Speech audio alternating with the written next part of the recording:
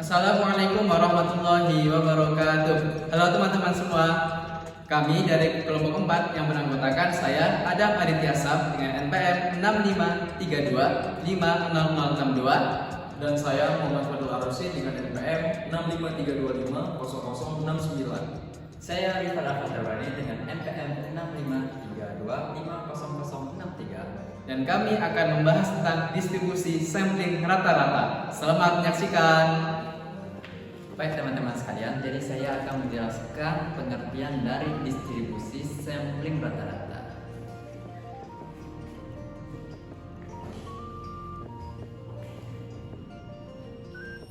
Jadi, pengertian dari distribusi sampling rata-rata adalah distribusi peluang dari seluruh kemungkinan rata-rata dari suatu populasi. Lalu, kenapa ada distribusi sampling rata-rata?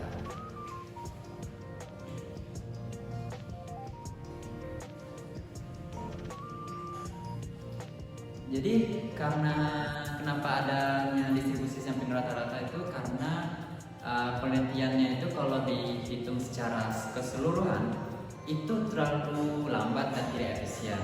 Tapi jika dihitung secara distribusi sampling rata-rata, maka prosesnya itu akan lebih cepat dan efisien.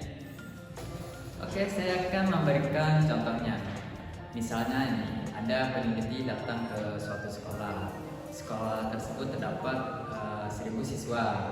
Nah, peneliti tersebut ingin mengukur rata-rata berat badan mereka. Jika peneliti itu menghitung secara menyeluruh, maka proses tersebut sangatlah lambat dan tidak efisien. Maka peneliti itu akan menggunakan distribusi sampling rata-rata. Misalnya nih, jadi peneliti itu akan mengambil 30 siswa secara acak dan mengukur rata-ratanya mereka, atau mengambil 20 siswa secara acak dan mengukurnya. Dengan demikian, proses penelitian tersebut berjalan lebih cepat dan efisien. Halo, jadi pada kali ini saya akan menjelaskan tentang teknis dari distribusi sampling rata-rata menggunakan sampel yaitu berukuran N sama dengan 2. Di sini kami menggunakan dua metode, yaitu metode pertama yang dengan pengembalian, lalu ada pula metode yang kedua yaitu tanpa pengembalian. Sebagai contoh, kita tuliskan di sini.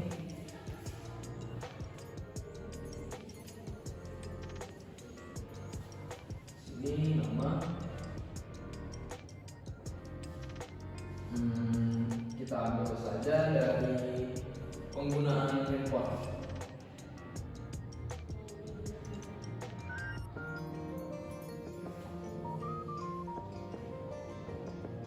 Pon per hari,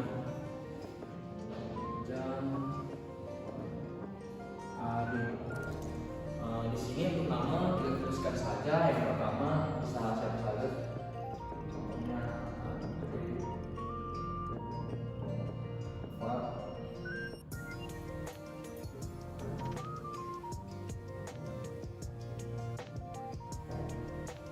Oke, untuk ini kita bisa rumuskan.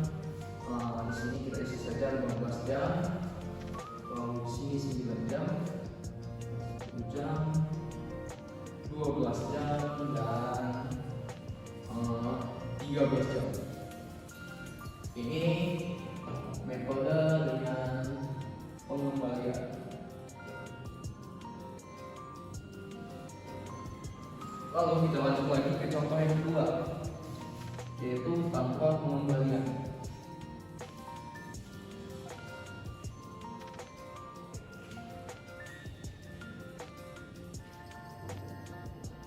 Di sini kita samakan saja teknologi pertama, teman-teman. Untuk langkahnya nanti akan berbeda.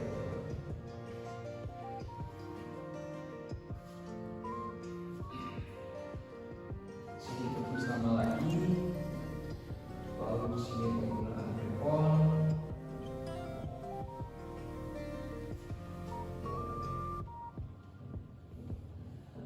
Sini jam per kemudian sama pula dengan namanya tadi, ini opsional teman-teman.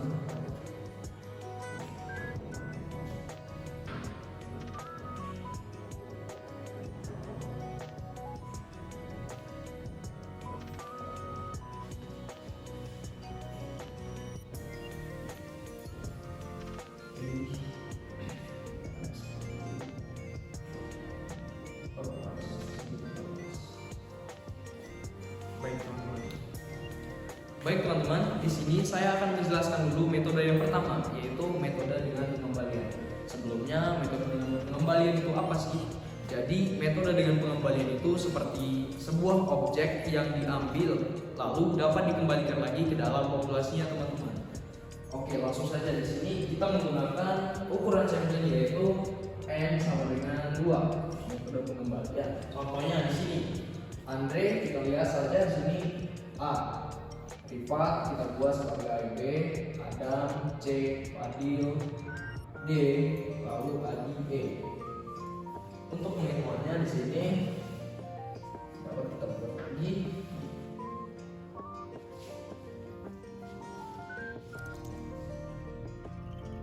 Di sini kelompok sampel.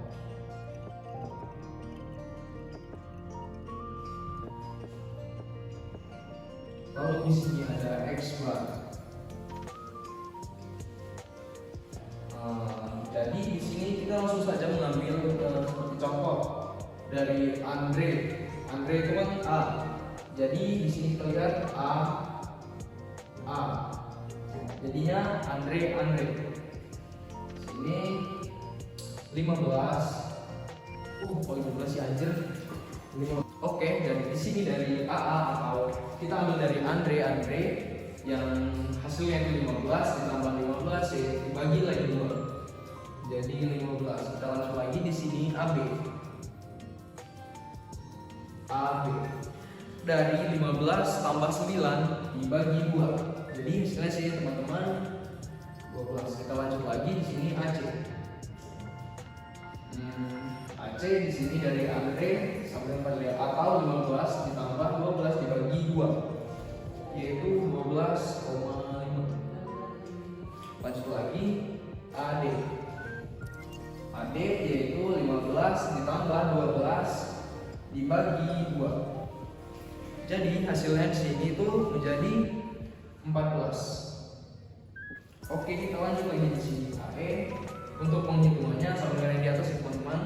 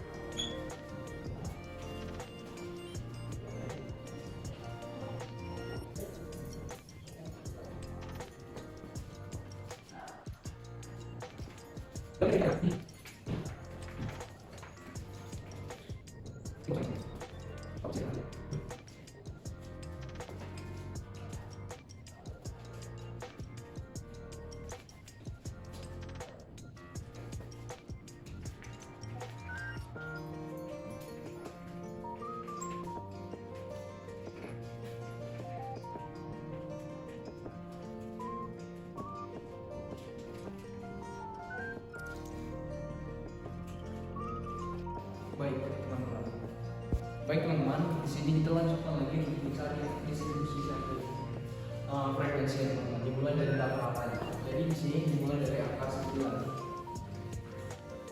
Frekuensinya dapat kita tulis dan dapat kita lihat berapa kali si angka 9 itu muncul pada tabel yang kita buat sebelumnya teman-teman. Contohnya di tabel ini angka 9 itu muncul hanya satu kali ya teman-teman. Jadi kita tuliskan di frekuensinya itu 1. Lalu kita lanjut lagi ke 9,5. Untuk 9,5 kita lihat lagi berdasarkan tabel yang kita buat sebelumnya berapa kali dia muncul. Jadi untuk 9,5 di sini munculnya hanya 2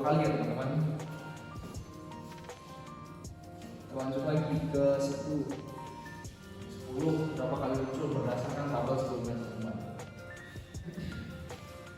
Oke, jadi di sini ada muncul 1 kali. Lanjutkan lagi ke 10,5. Untuk 10,5 di sini dapat kita lihat dia hanya muncul secara berkali teman-teman. Kita lanjut.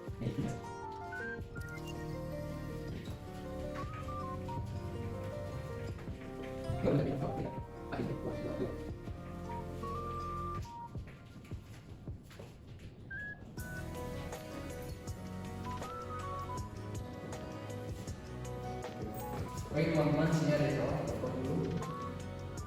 Sekarang waktunya kita untuk menjumlahkan teman dari seluruh frekuensinya. Jadi kayak 1 tambah 2 tambah 1. Jadi kita tuliskan saja jadi 2,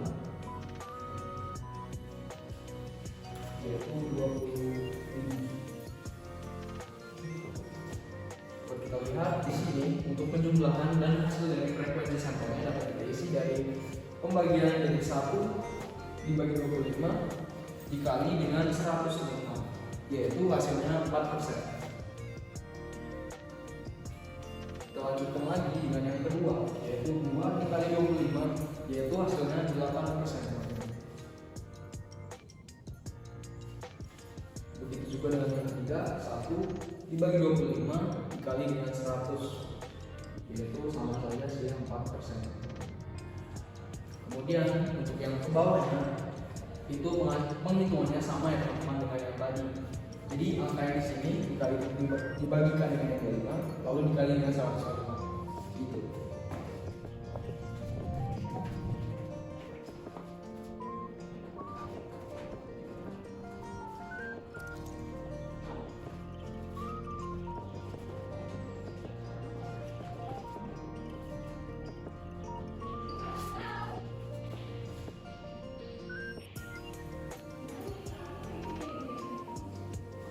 Baik, jadi kurang lebih seperti itu ya penghitungannya teman-teman. Baik teman-teman, kita lanjut lagi di sini untuk penjelasan yang metode tanpa pengembalian. Jadi di sini langsung saja.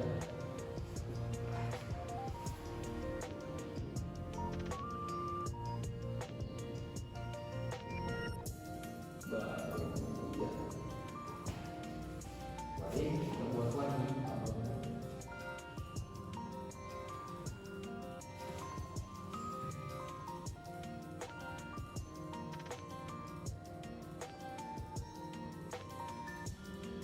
Jadi untuk menjelaskan metode tanpa pengembalian ini adalah sebuah objek yang diambil kemudian tidak bisa dikembalikan lagi ke dalam populasinya teman-teman. Contohnya yaitu yang pertama AB.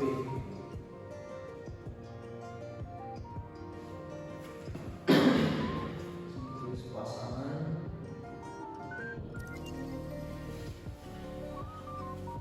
H bar.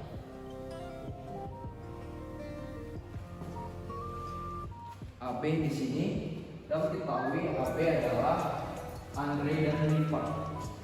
Jadi kalau sebelumnya kan penjelasannya itu AA ya teman-teman. Jadi tidak bisa diterapkan di dalam metode tanpa pengembalian. Di sini penjelasannya itu metode tanpa pengembalian. Jadi yang data yang sudah diambil itu tidak bisa dibalikan lagi ke dalam populasi. Makanya kita tulis di sini AB teman-teman. Untuk hasilnya yaitu di sini 12. Yang penghitungan itu dari 15 ditambah 9 lalu dibagi 2, sama saja hasilnya yang tadi teman-teman, yaitu hasilnya 12. Kita lanjut lagi ke pasangan yang kedua di sini AC, yaitu hasilnya 12,5 di sini diambil dari 15 ditambah 10 lalu dibagi 2 teman-teman, dan muncul hasilnya itu 12,5. Berikutnya lagi yaitu AD di sini hasilnya itu 13,5 itu diambil lagi dari Andre dan Fadil di sini, yaitu 15 tambah 12 lalu dibagi 2. Kita lanjut lagi teman-teman, dan lain sebagainya teman-teman. Untuk penghitungannya sama seperti yang di atas ini teman-teman.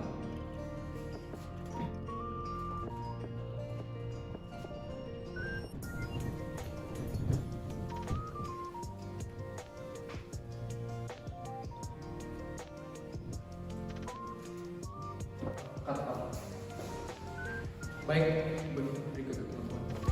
Baik teman-teman, di sini kita lanjut lagi saja ke tabel distribusi relatif dengan metode tanpa pengembalian. Untuk yang pertama yaitu nilai rata-ratanya di sini 9,5. Untuk 9,5 di sini tuh kita lihat berapa kali muncul. Jadi dia itu hanya muncul satu kali teman-teman. Jadi di sini itu satu. Kita lanjut lagi ke 10,5. 10,5 dapat kita lihat lagi di sini dia hanya muncul satu kali teman-teman. Jadi kita klik di frekuensinya yaitu 1. Lalu kita lanjut ke angka 11. Untuk angka 11 di sini dapat kita lihat hanya muncul 2 kali teman-teman. Untuk penghitungan yang lainnya ke bawahnya itu sama seperti 2 penghitungan ini teman-teman. Jadi bisa langsung kita tuliskan saja ke bawah.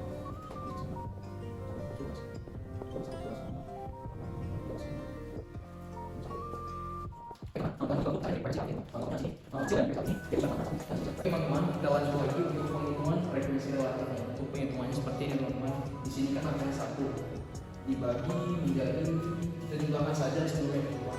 Dari sini yaitu jumlahnya itu 10. Untuk penghitungannya seperti berikutnya teman-teman. Jadi 10 dibagi 1 dibagi 10 dikali dengan 100. Untuk hasilnya yaitu 10% teman-teman. Kita lanjut lagi untuk yang kedua 10 teman-teman. Di sini 1 dibagi 10 kemudian dikalikan 100. Nah, hasilnya pun sama teman-teman 10,5. Kemudian untuk angka 11 di sini frekuensinya 2 dapat kita hitung 2 dibagi 10 lalu dikalikan dengan 100 teman-teman. Yang hasilnya itu adalah 20%. Untuk penghitungan ke bawahnya teman-teman dapat kita hitung seperti 3 angka sebelumnya teman-teman. Jadi langsung saja kita tuliskan ke bawahnya teman-teman.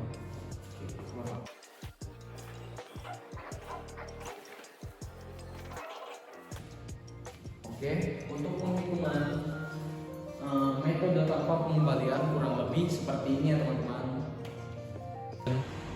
Halo teman-teman semua, kita lanjutkan materi kita yaitu tentang distribusi sampling rata-rata. Dan sekarang saya akan membahas penghitungan rata-rata, variansi, dan simpangan baku dari distribusi sampling rata-rata. Dan selain itu kita akan menghubungkan keterkaitan antara rata-rata, variansi, dan simpangan baku pada populasi dan distribusi sampling rata-rata. Di sebelah kanan saya ini adalah tabel yang telah dikerjakan oleh teman saya Muhammad Fadil sebelumnya, dan di sebelah kiri saya adalah tabel yang mana adalah hasil dari suatu populasi yang mana diketahui itu adalah mu atau rata-ratanya adalah 11,8, lalu ada variansi dengan nilai 4,56, dan yang terakhir simpangan baku dengan nilai 2,13. Baik, kita memulai dengan metode yang pertama, yaitu pengembalian dengan ukuran sampel 2. Oke, teman-teman. Di sini setelah mendapatkan nilai dari masing-masing sampel dan frekuensinya, kita menghitung yaitu rata-rata dari distribusi sampling rata-rata. Dengan apa? Dengan menggunakan tabel ini. Yang pertama, kita harus mengalihkan X bar dikali Fi atau frekuensi. Nah, mudah saja, 9 kali 1 tulis saja 9. 9,5 kali 2 berapa? 19. Ya, terima kasih. 10 kali 1 10. 10,5 kali 2 21. 11 kali 4 44. 11,5 kali 2 23. Terima kasih. 12 kali 3 36, benar? Benar. Nice. 12,5 kali 4 50. 13 kali 1 13. 13,5 kali 2 27. 27. 14 kali 2 28. 15 kali 1, 15. Nah, kita telah mendapatkan perkalian X bar dikali frekuensi. Selanjutnya kita jumlahkan.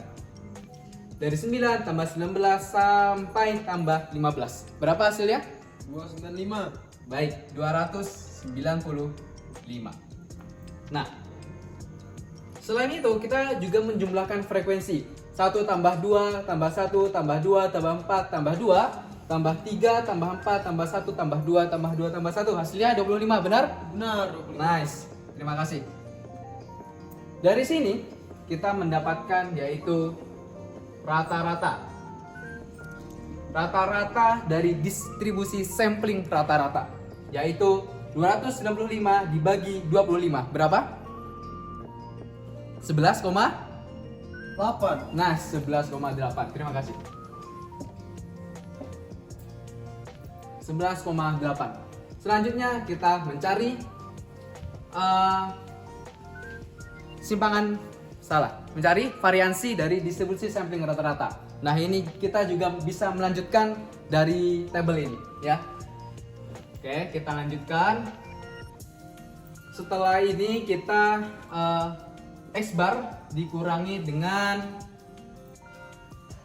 mu X bar atau dikurangi dengan rata-rata dari distribusi sampling rata-rata. Oke. Berarti kita mulai dari 9 dari 9 dikurangi 11,8 berapa? Min 2,8. Oke, min 2,8. Lalu 9,5 dikurangi 11,8 Min 2,3. min 2,3. Lalu 10 dikurangi 11,8 Min 1,8. min 1,8. Lalu 10,5 dikurangi 11,8 Min 1,3. min 1,3. Lalu 11 dikurangi 11,8 Min 0,8. oke, min 0,8. 11,5 dikurangi 11,8 Min 0,3. min 0,3. 12 kurang 11,8 0,2. 0,2. 12,5 dikurangi 11,8 0,7. 0,7. 13 dikurangi 11,8 1,2. 1,2. 13,5 dikurangi 11,8 1,7. 1,7. Lalu 14 dikurangi 11,8 2,2. 2,2. Lalu terakhir 15 kurangi 11,58 3,2. 3,2. Tidak berhenti sampai di sini saja, kita harus melanjutkan terus. Ini sekarang X bar dikurangi rata-rata dari distribusi sampling rata-rata dipangkatkan 2. Benar? Benar. Nice, terima kasih. Nah, gampang saja ya. Hasil ini tinggal dipangkatkan 2, ya kan? Negatif 2,8 pangkat 2 7,84. 7,84. Terima kasih. Negatif 2,3 dipangkatkan 2 5,29. 5,29. Negatif 1,8 dipangkatkan 2 3,24. 3,24. Negatif 1,3 dipangkatkan 2 1,69. 1,69. Negatif 0,8 pangkat 2 0,64. 0,64. 64. Negatif 0,3 pangkat 2 0,09. 0,09. 0,2 pangkat 2 0,04. 0,04. 0,7 pangkat 2 0,49. 0,49. 1,2 pangkat 2 1,44. 1,44. 1,7 pangkat 2 2,89. 2,89. 2,2 pangkat 2 4,84. 4,84. 3,2 pangkat 2 10,24. 10,24. Nah, selanjutnya kita masuk ke bagian terakhir ya. 1, 2, 3, 4, 5 dan ke-6. yaitu frekuensi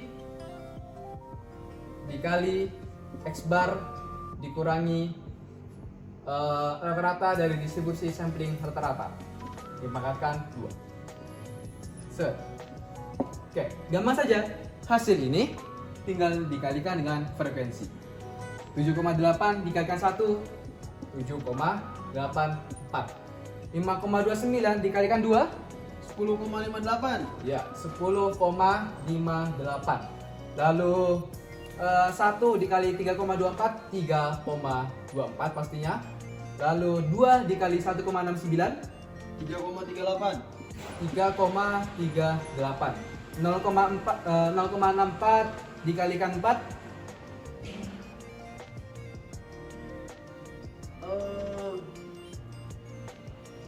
2,56. 2,56. 0,09 dikali 2, 0,18. 0,18. 0,04 dikalikan 3, 0,12. 0,12. 0,49 dikalikan 4, 1,96. 1,96. 1,44 dikalikan 1, 1,44. Lalu 2,89 dikalikan 2, 5,78. 5,78. 4,84 dikalikan 2, 9,68. 9,68. Dan 10,24 dikalikan 1, 10,24. Setelah itu kita jumlahkan ya. Dan ini jumlah dari 7,84 sampai 10,24 disum atau dijumlahkan. Berapa hasilnya? 57. 57. Nice. Nah, dari angka ini kita bisa mencari variansi dari distribusi sampling rata-rata dengan tanda seperti ini. Nah, caranya adalah tinggal dibagi saja. 57 dibagi 25. Berapa hasilnya? 2,28. 2,28.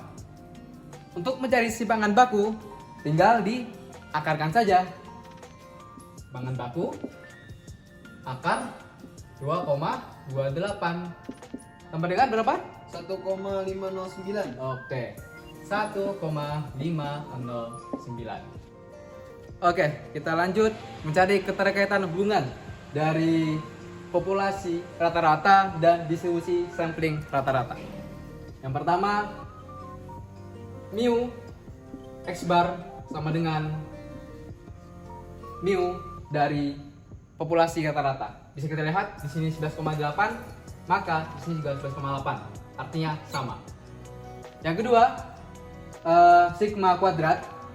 Sigma kuadrat harus ada tambahan yaitu X bar sama dengan 2,28 dan sigma sama dengan akar dari 2,28. Selanjutnya kita mencari persamaan atau keterkaitan sigma kuadrat X bar dengan sigma kuadrat dari populasi rata-rata.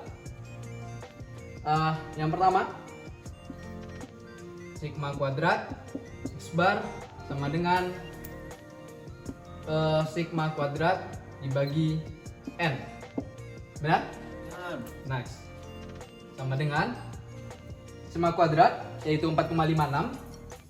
4,56 dibagi dengan n. N-nya itu 2 karena kita menggunakan ukuran 2.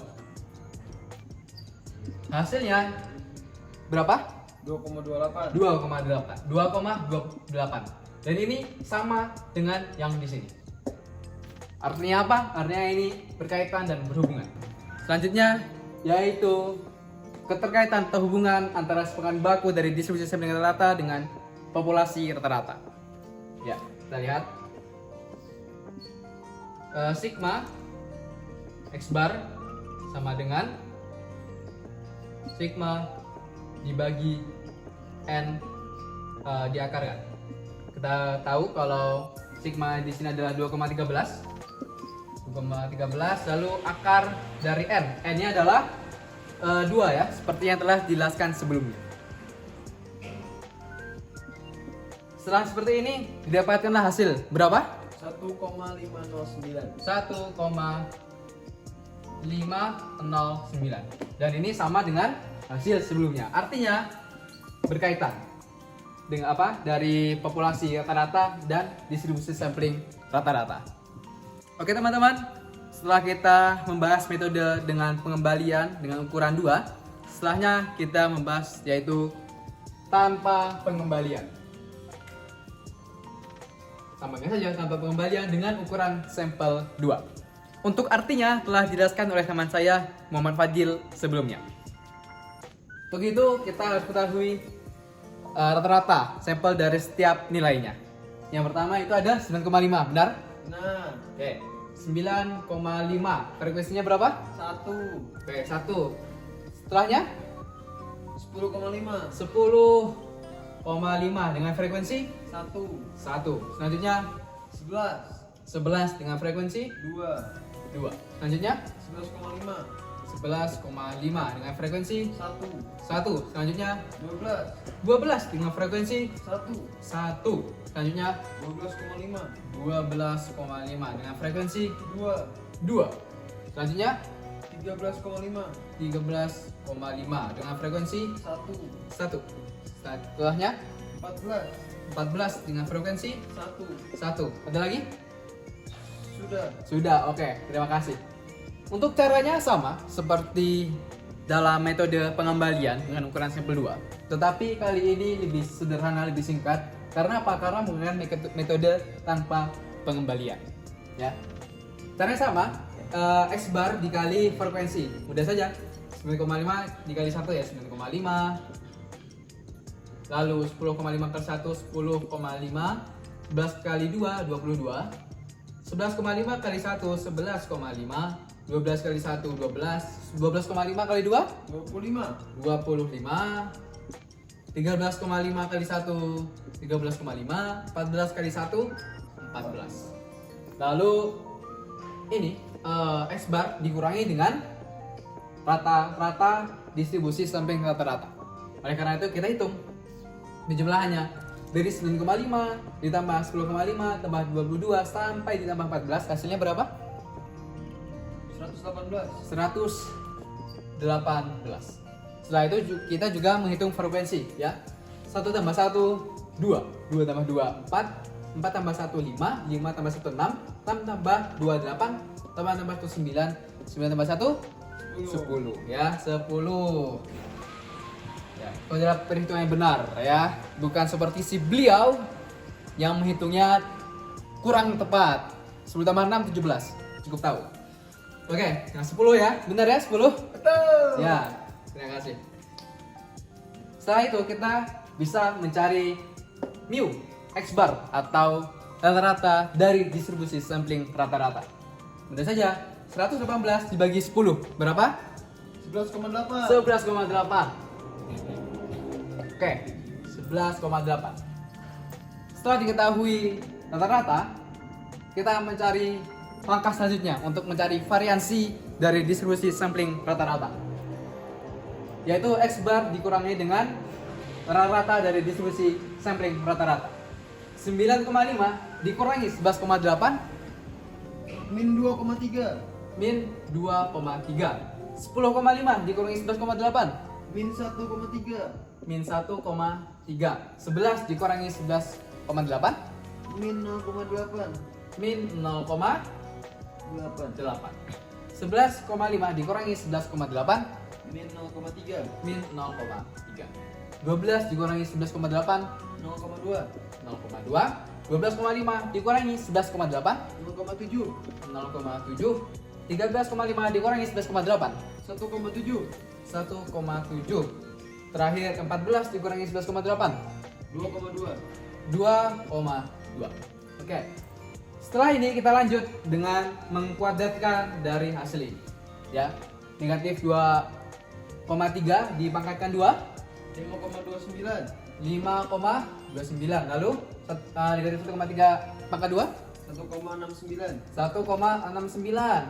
Negatif 0,8 pangkat 2 0,64. 0,64. 0, negatif 0,3 dipangkatkan 2 0,09.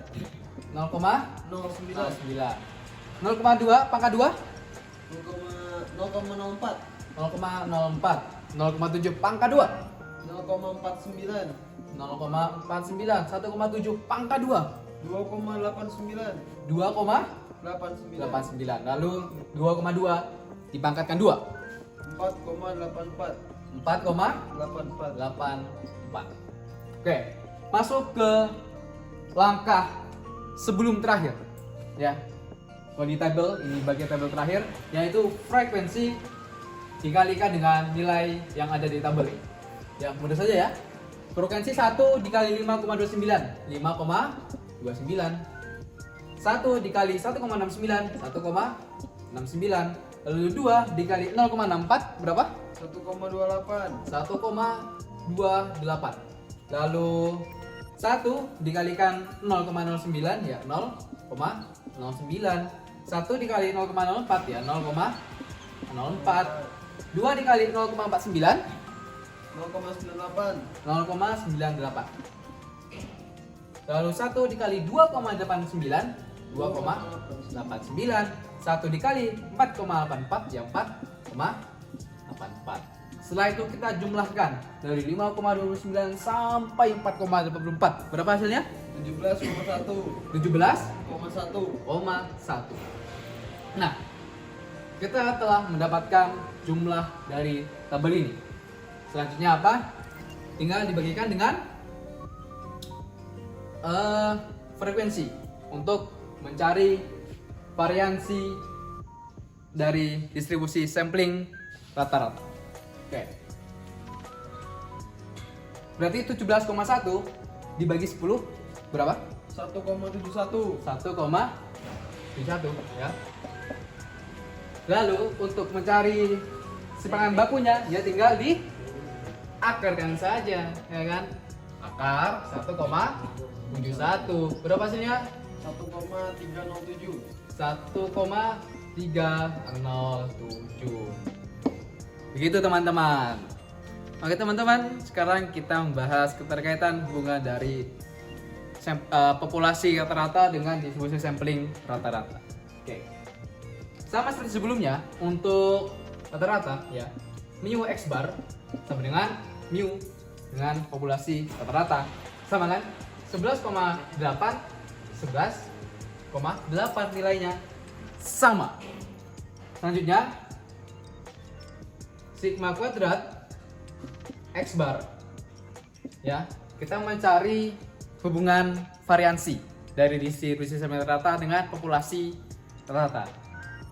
Oke, untuk rumusnya adalah n besar dikurangi n kecil ya kali dibagi di sini ya per ya n besar benar ya, n besar dikurangi 1 benar. benar, Oke, lalu dikali sigma benar, sigma kuadrat dibagikan dengan n kecil. Nice. Oke, kita tinggal menghitungnya. N besar yaitu nilai atau jumlah dari populasi aslinya. Ada 1, 2, 3, 4, 5 dikurangi n kecil. N kecilnya adalah 2 seperti yang dijelaskan sebelumnya. 2 diperkan n 5 dikurang 1 dikali sigma kuadrat di sini adalah 4,56 dibagikan dengan n adalah 2 ya. 5 kurang 2 3, 5 kurang 1 4 dikalikan 4,56 per 2 hasilnya 1,71. Sama tidak dengan sebelumnya? Sama. Membuktikan apa? Artinya distribusi sampling rata-rata dengan populasi rata-rata itu memiliki hubungan dan keterkaitan. Lalu bagaimana dengan simpangan bakunya? Ya. Kita cari di area sini saja. Ini sudah penuh ya. Oke. Simpangan baku, ya, simpangan baku. Sigma x bar sama dengan berapa rumus ya? sigma dikali akar ya n dikurangi n besar n kecil n besar, n besar n dikurangi n kecil n kecil per Benar? Ya. Oke, lalu Per N kecil N kecil dalam kurung dalam kurung N besar min 1. N besar min 1. Oke, terima kasih. Tinggal hitung saja. Sigmanya dari sini ya 2,13. 2,13 dikali ya, dikali akar N besar yaitu 5 dikurangi N kecil 2 ya, dibagi atau diperkan N-nya 2 kecil ya. Tanda kurung N-nya adalah 2. Ini N besar ya? N besar berarti 5. 5 dikurangi 1, 4 berarti ya. 4. Oke. Oke. Kita penggunaan akar seperti ini. Nice, terima kasih. Oke, ini juga sama akarnya ternyata besar ya, sampai bawah. Oke. Hasilnya berapa? 1,3 kosong 7. 1,3. Sama tidak dengan sebelumnya? Sama. Artinya apa? Artinya simpanan baku dalam distribusi semi rata itu sama dengan simpanan baku populasi rata-rata. Please, please ya. Nah, itu adalah cara pengerjaan dalam mencari rata simpanan baku maupun variasi dalam metode tanpa pengembalian dengan ukuran sampling 2. Diingatkan kembali bahwa ukuran itu bebas ya, bisa 2, 3 ataupun berapapun sesuai dengan kebutuhan dan keadaan kita bagaimana dalam mengukur distribusi sampling rata-rata. Oke teman-teman, setelah kita melakukan perhitungan dengan panjang lebar dengan begitu sulitnya seperti ini ya, tapi sekarang kita mudah untuk menghitungnya. Apa yang kita dapatkan? Apa makna dari semua ini? Maknanya adalah bahwasanya dari sampel ini kita bisa mengetahui karakteristik populasi yang lebih besar. Seperti yang kita tahu bahwasanya dalam dunia logistik, dalam perusahaan ataupun dalam bidang lainnya, kita akan sulit atau susah menghitung semua populasi yang sangat besar. Karena itu akan memakan waktu yang sangat banyak.